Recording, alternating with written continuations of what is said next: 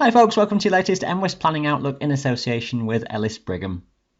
Now we're going through some rather cool weather patterns at the moment, and that will continue into the start of next week. A chilly feel across the mountains for Saturday in particular, as northwesterly winds are in charge, but a half decent day with just a scattering of showers. But the next Atlantic weather systems come in for Sunday, and that rather unsettled trend takes us into the start of next week.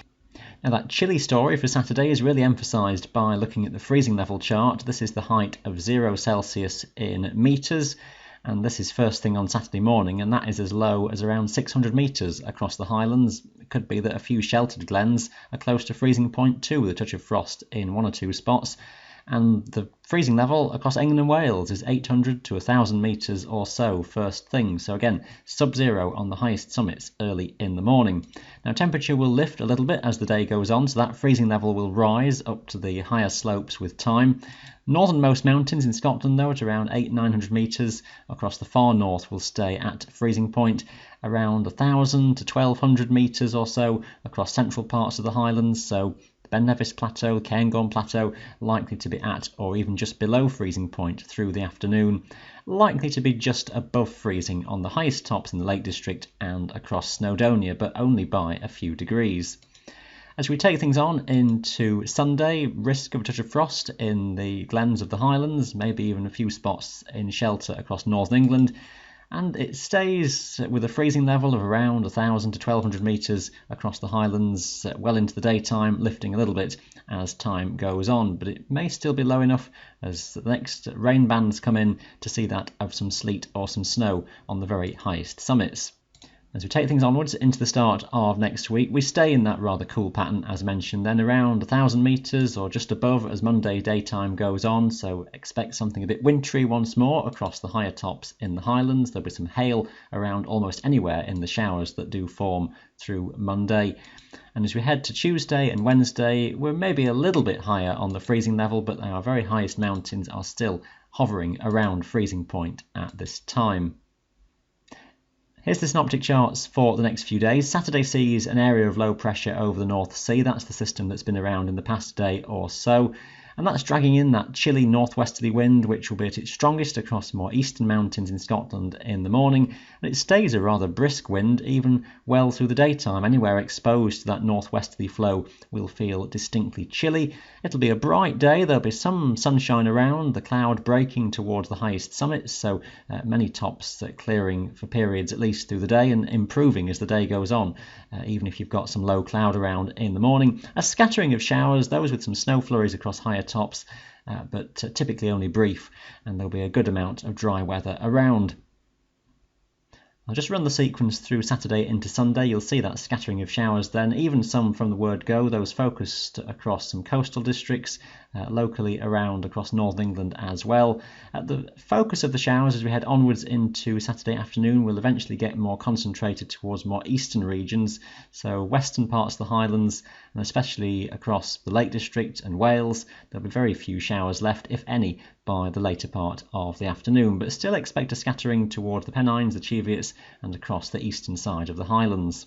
As we go onwards overnight into Sunday, one or two showers left, but many places seeing clearing skies, but the next weather systems are starting to move themselves in across the island.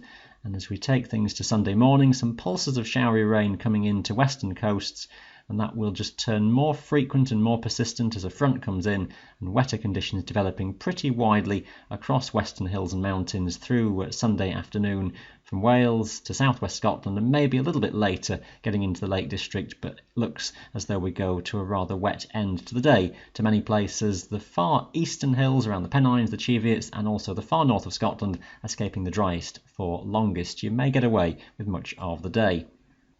That's how it looks on the synoptic chart for midday on Sunday. Those fronts then sweeping in with that rain. Strengthening winds as well. The risk of gales developing across the Welsh mountains will increase as well across the hills of northern England, becoming more blustery later on too across the Scottish mountains. With the wind flow from the south-southeast, the best of the cloud breaks and some brightness will be towards more sheltered spots in the far northwest. That area of low pressure and its various fronts has moved across the country by Monday, so it's a rather unsettled day. The wind will be quite varied. In the centre of the low, there will be fairly light winds, which will mean areas of rain and showers will move around slowly. Some heavy and locally thundery downpours will break out, with some hail in places and some snow on the highest tops, particularly in the Highlands. Some places may well see rain set in for a few hours, others may escape dry for a few hours. It's going to be that sort of hit and miss day, but expect a rather unsettled one overall. The leftovers of all those showers still around into Tuesday. That zone of low pressure has pulled away eastwards once again, so we're being dragged back into that chilly northwesterly flow for Tuesday daytime. Showers fairly widespread, concentrated again by the afternoon towards more eastern hills and mountains, whilst more western areas tend to become drier and brighter with time. Higher pressure then just starting to appear toward the western side of this map.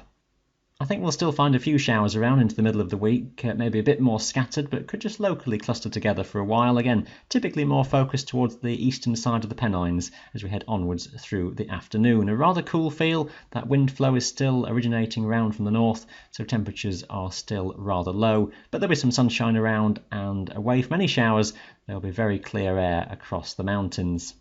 Notice the various bits and pieces of fronts away towards the southwest. That's the difficulty in the exact detail as we head toward the later part of the week in terms of just how good any improvement is of building pressure in the second half of the week.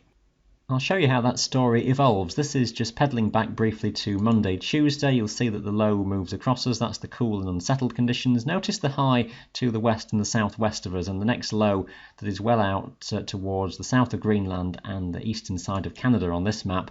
Between it is that building zone of high pressure, and that's pushing some relatively warmer air northwards up towards Iceland, and as it does that, it will tend to build pressure in that part of the world. Now, the critical factor is just how strong that high to the northwest of us becomes.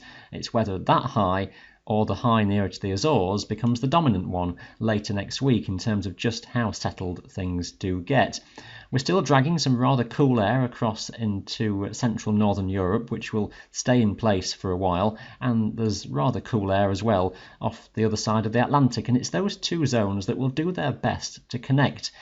Now, it's possible that that zone of high pressure indicated on this chart to the northwest is not quite as strong. Most indications, I would suggest, do go for this high, but if it doesn't quite make it as well as this, then we might find any drier interval later in the week is quite short-lived, because the two zones of cooler air that exist across Europe and over the North Atlantic try their best to join forces and squeeze that high out of the way and give a quicker return to more mixed conditions.